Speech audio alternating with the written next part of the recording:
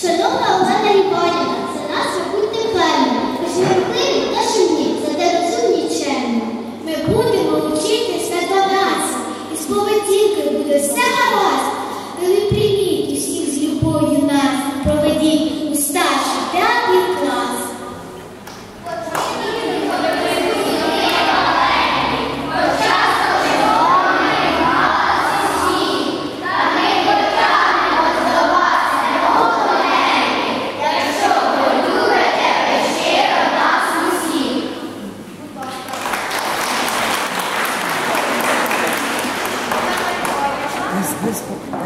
Тоді, як вона скаже.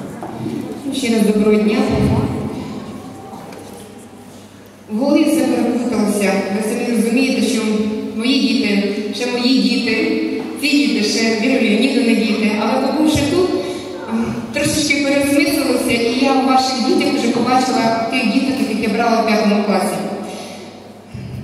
Важко після 11 класу, коли дітям вже по 17 років, зразу перейти на вік 10-12 років. 10 років, так? 10-11 років. Я розумію ваші переживання, ваші тривоги. Але я хочу запевнити вас, що якщо з вашою допомогою, і ви будете такими ж активними, як були Віра Леонідовна, не в тому плані там фінансів, а в плані вашого відношення до ваших же, чи наших вже буде в майбутньому дітей, я думаю, ми всі подолаємо, все подолаємо. І сьогодні на лінійці я стояла, рахувала ваших відмінників і дивилася на активність танців, на активні танці, які були в допомозі флешмобу моїм 11-класникам. Я побачила, що діти у вас дуже талановиті, дуже розумні, і чомусь так, мабуть, склалося, не знаю. Я 3-й клас беру, 3-й клас у мене 10 медалістів, третій раз у мене така кількість дітей, і я думаю, таланти нікуди не дінуться, за це не переживайте.